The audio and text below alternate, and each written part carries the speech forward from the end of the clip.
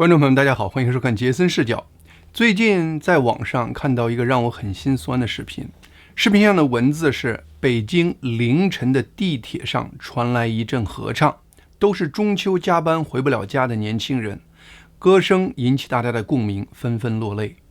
视频中是一群年轻人自发地在拥挤的地铁中合唱一首网络流行歌曲。打在视频上的第一句歌词就是“我受够了人间的不公平，厌倦了虚伪的情，擦干了眼泪，摔碎了心，最后还是信了命。”我受够了人间的不公平，厌倦了虚伪的情。我本人无法核实这个视频是不是真的发生在北京中秋节的凌晨，但是我还是特意上网查了这群年轻人唱的这首歌。这首歌好像是9月14日才刚刚在中国互联网上发布的一首新歌，歌的名字叫《最后还是信了命》。这首歌的歌词是这样开始的：最难是求人的饭，最贵是雪中的炭，一分钱难倒英雄汉，方知人情冷暖，背上了命运的债，才懂得生活的难，逼着自己拼命的干，苦酒煮清欢。这首歌最初的主唱好像是一个97年出生的年轻歌手，在短短的几天中，这首歌就从抖音和 B 站这样的网上平台被唱到了深夜的大都市的地铁上。在我之前的节目中，我多次谈到过当今中国年轻人在多个层面上的人生艰难。中共统计局9月20日发布的最新数据显示，8月份中国青年失业率进一步上升到了 18.8%。表面看 18.8% 这个失业率数据已经足够惊人了，但是这其实还是中共统计局特意美化了的对年轻人失业率的统计算法后的结果。中国青年实际的失业情况绝对比这个数据更加凄惨。在过去几年，中国年轻人的失业率是连续攀升，在2023年6月份，中共官方发布的年轻人失业率已经达到了创纪录的 21.3%。随后，中共突然宣布将停止发布中国年轻人失业率数据，说等改进了统计方法后再重新公布。直到2023年12月，中共统计局才开始再次公布这个统计数据。但是，根据新的统计算法，2023年12月公布的中国年轻人失业率就一下跌到了 14.9%。但随后，就是根据这个新的算法，中国年轻人的失业率依然是逐月攀升。直到最近，失业率已经升到了我们前面提到的近 19% 的高度。因此，中共统计局无论使用什么神奇的统计算法，他们只能掩盖中国年轻人失业率的绝对值，却无法掩盖中国年轻人就业真正变得越来越残酷的这个现实。我虽然对有关中国年轻人的一系列宏观经济数据很熟悉，但是数据毕竟是冰冷的数据。忽然间，当我在视频中真的看到那一张张鲜活的年轻人的脸，看到一代中国年轻人在传唱这样的歌词，看到他们会和这样的歌词产生如此强烈的共鸣，看到这些画面依然让我感觉有点吃惊，当然更多的是心酸。在时代的大潮中，个人命运只是一叶孤舟，潮涨潮落都不是这些小船可以控制的。涨潮时，人就是躺在船上也会节节高升，但是到了落潮时，就是这个人再拼命划船也难以阻挡整体下走的那个大趋势。因此，这一代年轻人中有相当大比例的人注定了他们将不得不面对一生的艰辛。这就是时运，也许就是歌中那最后还是信了命的那个命。最近中国人一直在讨论中共计划延迟退休年龄的话题，这个话题本身其实是个伪命题。为什么这么说？我在9月14日的上期节目中已经对此进行了详细的剖析。如果还没有看那期节目的朋友，希望大家去看看那期节目，我在这里就不再赘述了。当然，我也注意到一点，中国人虽然表面讨论的是中共将要出台的延迟退休年龄的政策，大家的讨论实质上已经远远超越了这个政策本身，大家更多的是在宏观讨论自己的未来，真正推动这个讨论的社会大背景，其实是很多中国人对自己的未来，对中国社会的未来缺失安全感的那种普遍存在的焦虑感。这个讨论能够牵动中国社会各个层面的人心，因为有这种对未来的焦虑感的人，不仅仅是前面视频中那些工作艰辛的中国年轻一代人，他们也包括那些上有老下有小的中年一代，还包括那些50多岁眼看要面临退休的一代人。因为中国的人口数量和经济体量，中国延迟退休年龄这个话题在全球范围也是一个非常重要的话题。对它的讨论其实不只局限在中国的老百姓中，也不只局限在中国互联网社交平台上。最近一些世界顶尖的科学杂志竟然也加入了这个讨论中。《柳叶刀》是一份世界顶级的英国医学周刊，它在8月31日的那期中特意刊登了一篇社论文章，社论的标题是中国提高退休年龄的健康考虑。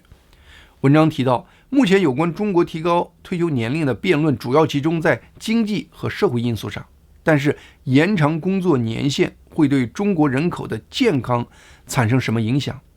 中国的卫生和社会系统是否已经为这个政策转变做好了准备呢？随后，文章提出了一个重要的观点，那就是虽然中国人的平均预期寿命的确在大幅增加，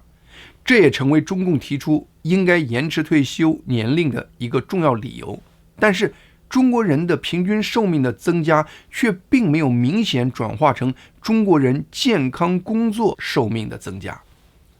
这里健康工作寿命是一个专业词汇，它指的是从50岁开始算起，社会中的劳动者能正常的不受疾病干扰的工作，在工作中不用忍受疾病的痛苦，也就是能够在健康状态下工作的平均年数。随后，这篇《柳叶刀》社论引用了另一份顶级医学杂志《自然医学杂志》上的一项最新的有关中国人健康工作寿命的研究论文。那篇论文发表在8月1日那期《自然医学杂志》上，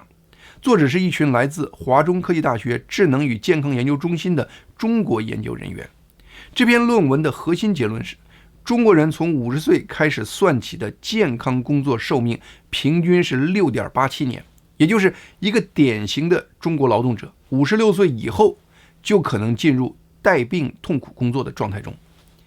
健康工作寿命会根据性别、社会经济状况、地区和职业类型等因素而存在很大的不同，造成各种复杂因素。例如，女性的健康工作寿命往往比男性短。高血压是减少人们健康工作寿命的最主要慢性病，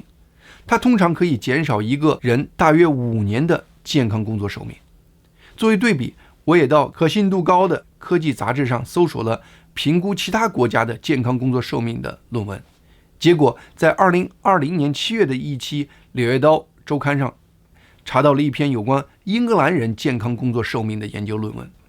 那篇论文估计英格兰人的平均健康工作寿命是 9.42 年，也就是一个典型的英格兰劳动者59岁以后可能会进入带病痛苦工作的状态，比中国人平均晚近3年。这个结论和我此前看到的一些研究结论是一致的，也就是中国人在比较早的年龄就会进入疾病缠身的状态，也就是亚健康的状态。另外，那篇研究英格兰的论文还谈到，在英格兰50岁以后，人们在不健康的状态下工作的平均年份是 1.84 年，也就是50岁以上的英格兰人，如果出现身体不舒服的状态，他们可能会先选择坚持工作，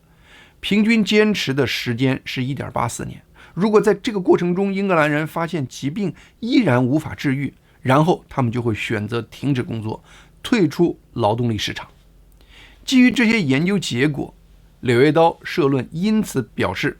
如果中国政府采取一刀切的方式来延迟退休年龄，实际上可能并不能真正增加劳动者实际的工作年限，因为很多人会因为健康原因而不得不提早停止工作。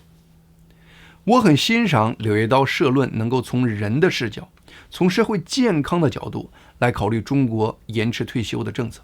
但是我认为柳叶刀社论的结论却展现出他们对中国社会、对中国人的状态不太了解。他的结论中至少有2个误区。第一个误区是他默认中共推迟退休年龄的一个重要目的是想增加中国劳动者的工作年限。事实上，我认为中共更主要的目的是为了推迟给中国人支付退休金的时间。第二个误区是他认为大多数中国人会因为身体的疾病痛苦而停止工作。我们前面提到了，在欧美等西方国家，当一个人身体出现疾病的痛苦后，在一段时间内，欧美人也会选择一边治疗一边坚持工作。但是当这个人意识到治疗无法消除工作中的疾病带来的痛苦时，很多人会选择停止工作。其中一个主要原因是，大部分欧美国家都会提供一些最基本的能让人活下去的生活保障性社会福利。一方面，停止工作收入会减少；另一方面，带病工作会很痛苦。在这两者之间，很多欧美人最终选择了减少收入，停止工作。他们会靠社会福利生存下去，并在这个过程中等待他们正式进入退休年龄。但是这样的选择对于相当大比例的中国人是不存在的。中国目前大约有3亿的农民工，同时中国农村中还生活着大量的老年农民。对于这个庞大的人群来说，他们几乎是没有任何可以依靠的社会福利的。对他们来说，停止工作就可能意味着饿死。因此，尽管他们中很多人长期有健康问题，但是带病工作依然是他们唯一的选择。老胡是一名杭州的外卖员。9月5日晚上9点多，他还在外面奔忙。当天途经雅居乐国际花园小区时，他看见路边一个熟悉的身影正趴在电动车上休息。那人姓袁，今年55岁。老胡心想，看来老袁是太累了，抽空在路边休息一下，于是老胡没有打扰他。老袁是这个地区外卖圈里有名的拼命三郎，一天工作16个小时以上，每天都是早上5点就出去，工作到上午9点，然后休息2个小时后，从中午12点又干到下午2点，然后从下午5点一直工作到凌晨12点，通常凌晨2点才能回家睡觉，但是3个小时后早上5点就又开始出去工作，就这么一天连轴转，经常一天只能睡3-4个小时。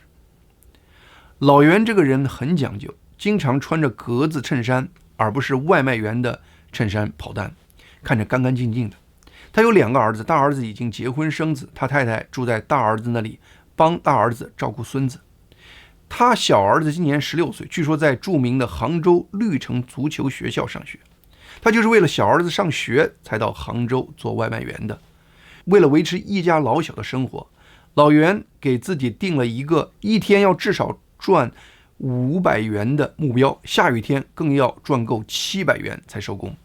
现在中国外卖圈卷到了难以想象的程度，送一单下来，外卖员挣不到5元。因此，老袁每天都至少要跑100单。要跑这么多单，全靠老袁每天用时间拼出来。因为老袁每天拿单数量巨大，因此被同行称为单王。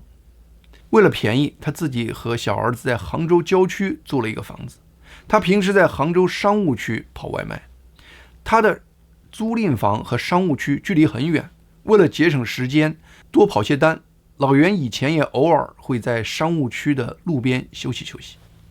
但是老袁这次休息却再也没有醒来。到凌晨1点时，有人发现老袁依然趴在电动车上一动不动，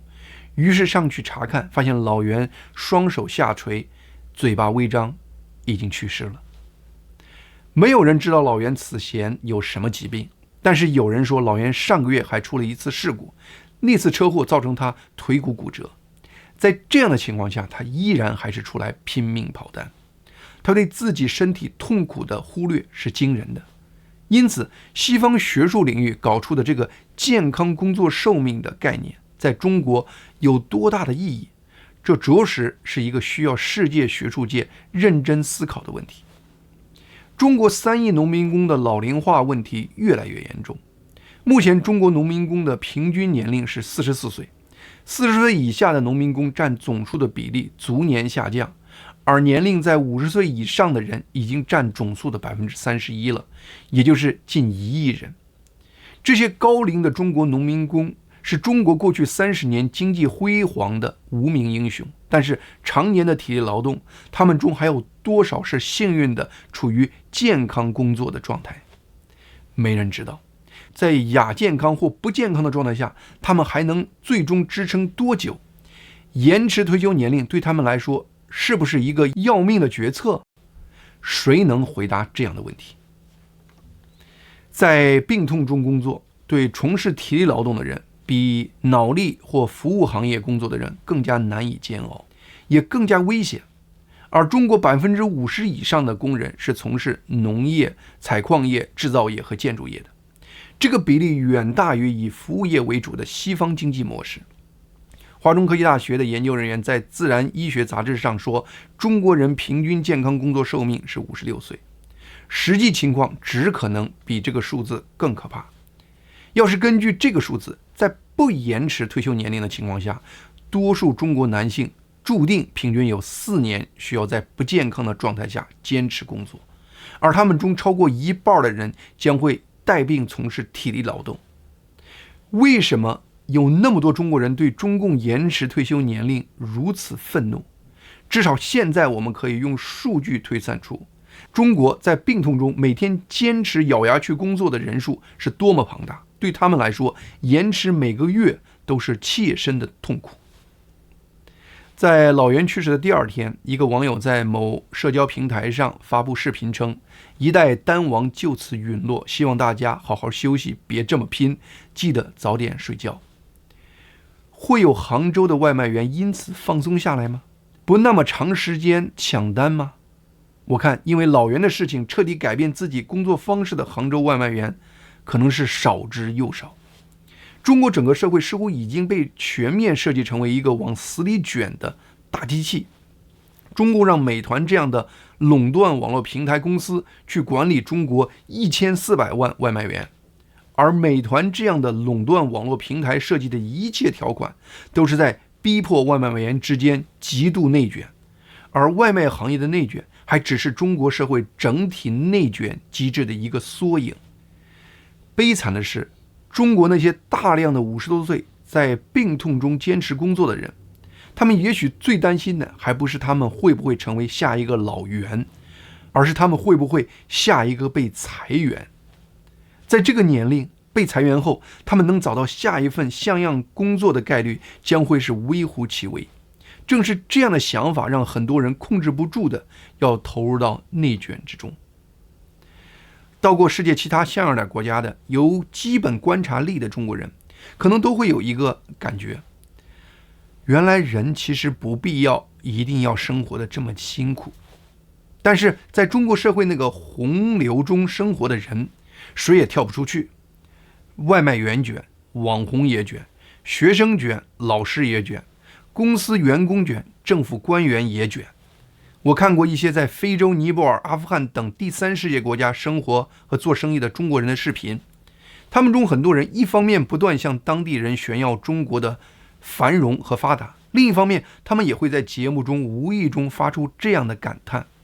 虽然这些国家很落后，生活有诸多的不如意，但是他们也不想回国，因为一回国，他们不但会立刻失去他们在这些落后国家拥有的信息和认知优势，而且他们还不得不要面对中国人之间那可怕的内卷状态。最终他们选择咬牙留在异国他乡，就清晰地说明一点：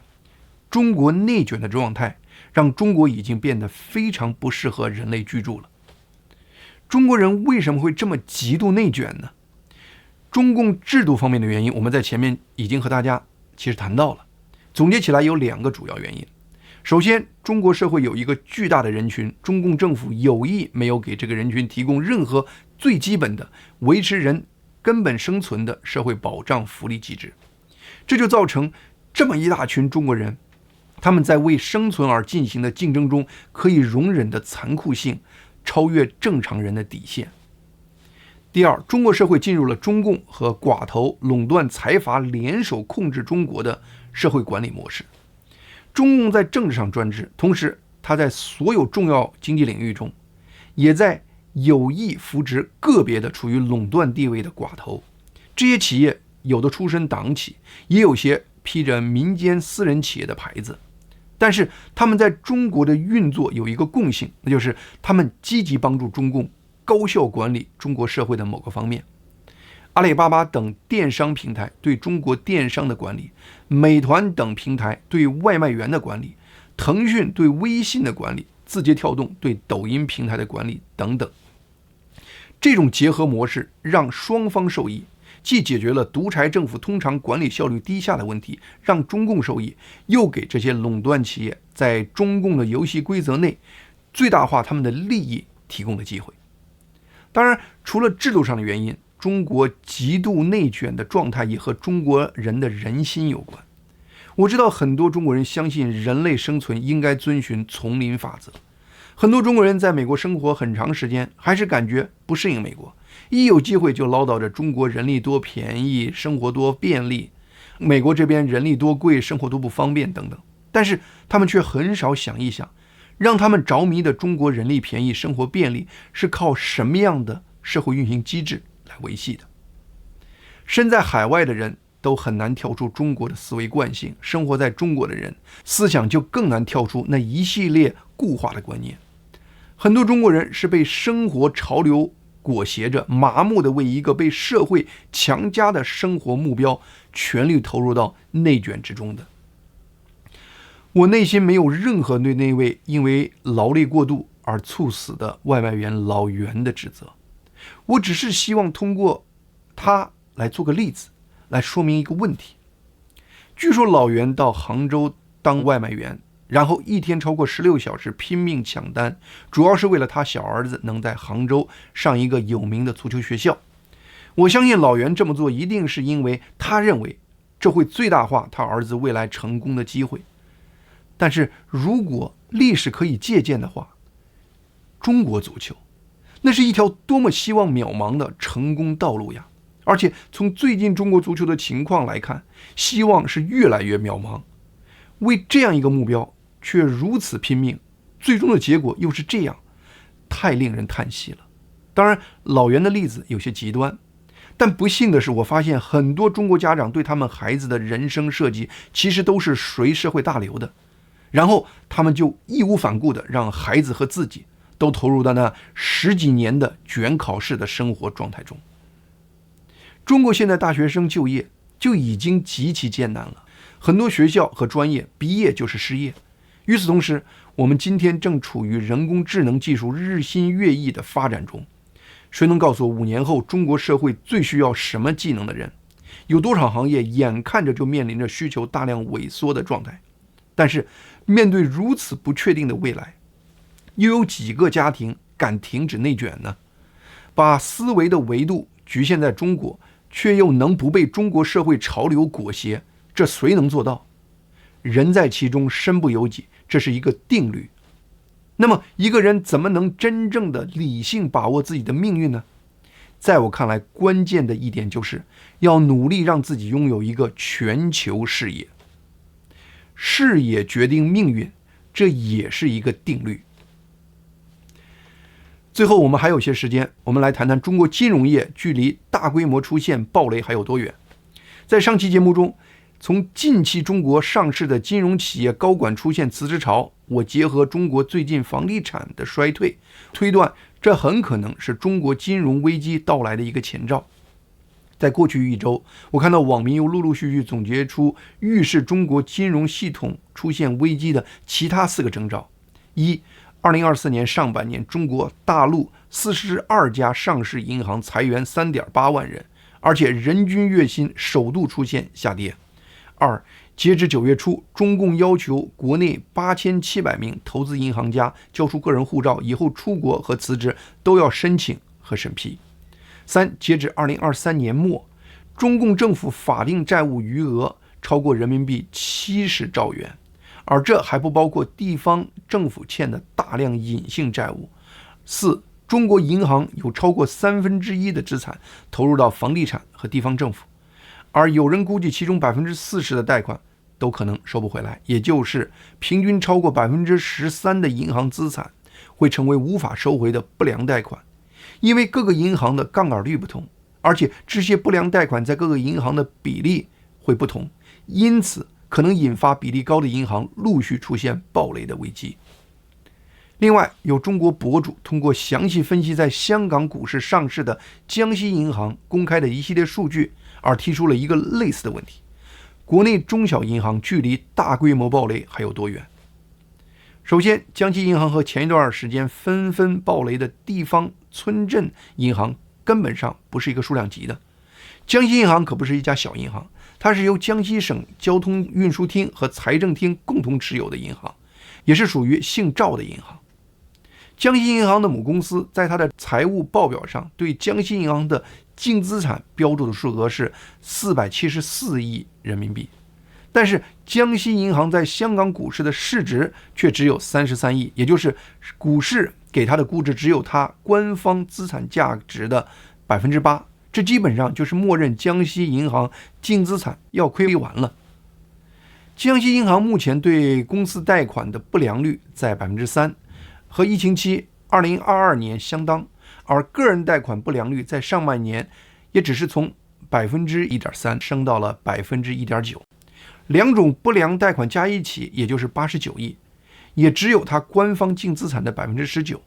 而且江西银行半年的利息收入还有96亿。那么为什么市场会给江西银行如此低的估值呢？主要因为股市投资人对江西银行报告中出现的大量贷款逾期偿还的数量非常担心。我上期节目提到，很多银行现在对超过3个月不还贷的人都是采取睁一只眼闭一只眼的态度，这就使得大量实际上的不良贷款停留在了逾期贷款的账面上，而迟迟不能转化为真正的不良贷款。但是投资人认为，在当前中国房地产的状态下，这些逾期贷款大概率都会变成不良贷款。目前江西银行的逾期贷款账面上有189亿，其中67亿都是今年上半年新增加的。而中国房地产信贷问题在上半年虽然不怎么好，但也没有非常差。信贷数据真正开始天崩地裂，实际上是在今年7月份以后，也就是今年下半年才会真正显露出巨大的问题。香港的投资人基本认为，江西银行在不远的将来就会全面进入亏损状态。基于这样的估算，他们给出了只认可江西银行官方估值的8%的市场估值。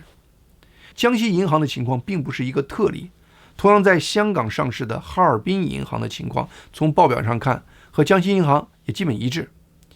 江西银行和哈尔滨银行，一个在东南以有色金属为经济支柱，一个在东北以旅游和石油为支柱。这两个八竿子打不着的省级银行报表却都差到了离谱的状态。由此可以推算，中国大量其他没有在香港上市的类似的中型银行应该也是处于类似的财务状况。我们在此前看到过一系列村镇银行和4、5线小城市银行的暴雷，现在从这些香港股市的公开报告中，我们知道这些省一级控制的银行现在也正在迈向出问题的节奏。今天我把这一点挑明，主要是想提醒一些大陆朋友在这方面要特别小心，不要为一时稍微高一点的存款利率把自己的钱存到危险的地方。好，今天节目就到这里，谢谢大家的收看，希望大家能够订阅和推荐杰森视角这个频道。